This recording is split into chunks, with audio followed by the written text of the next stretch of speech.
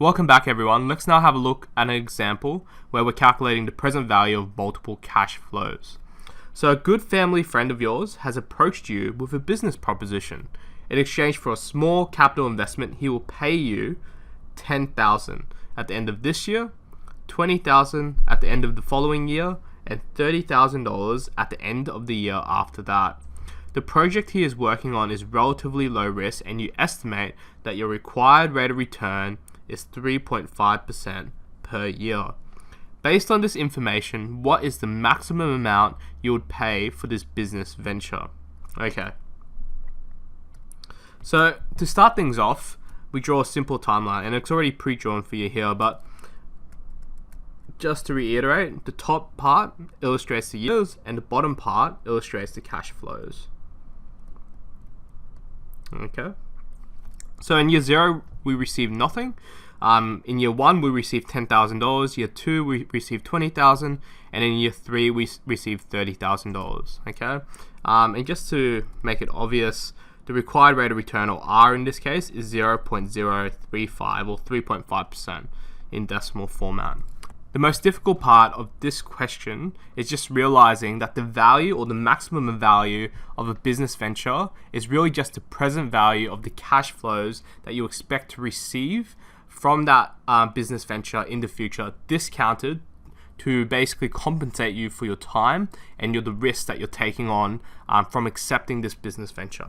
Okay, so what we need to do in this question is essentially discount these three cash flows, so the $10,000, $20,000, and $30,000 back to the present time. Okay, and once we've done that, so we've got the present value of each of these individual cash flows, we can add them all together to figure out the maximum amount that we'll be willing to pay for this business venture based on an interest rate or required return of 3.5%.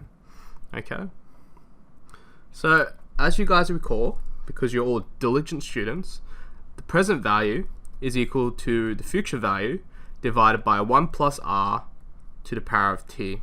Okay, and what we're going to do is we're going to do each of these present value calculations individually. So the present value of your first cash flow, the $10,000 amount, is just the $10,000 lump sum divided by 1 plus 0.035 taken to the power of 1 year. And what we're doing is essentially discounting this $10,000 amount 1 year back to the present time. Okay, the present value, we should evaluate this term, shouldn't we? So let's have a look. The present value of this $10,000 amount, if you divide it by 1 plus 0.035 taken to the power of 1, is $9,661.84.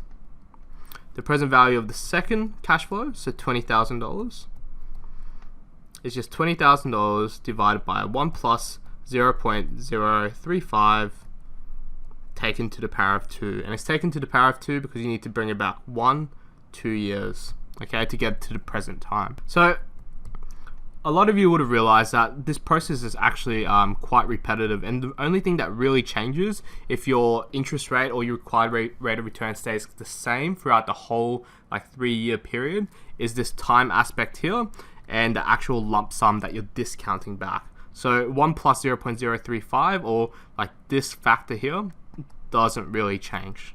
So it stays consistent. So that makes things a little bit easier. So the present value of the third cash flow, $30,000, divided by 1 plus 0.035 taken to the power of 3.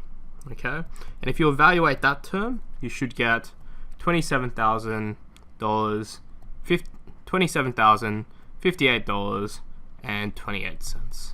Okay, so now all we need to do to figure out the maximum value of this business proposition or this business venture is to add all of these terms together. So all of these present value terms together. And we can do that because when we calculated the present value of this $10,000, $20,000, $30,000 amount, we're bringing it all back to times 0. Okay, which makes them comparable, and you can add these dollar values together. So it's a fairly simple process. The present value of this business proposition based on the cash flows and the risk that you're willing to take is $9,661.84. plus $18,670.21 plus $27,058.28.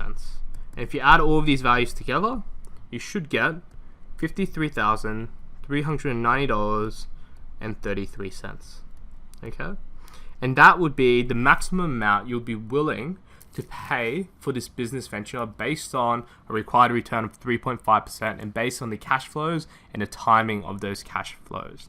So guys, if you can do this type of calculation, you're very close to essentially being able to do a net present value calculation. The only real difference between this and a simple net present value calculation is in a net present value calculation, you also include the upfront cost of actually acquiring that business venture.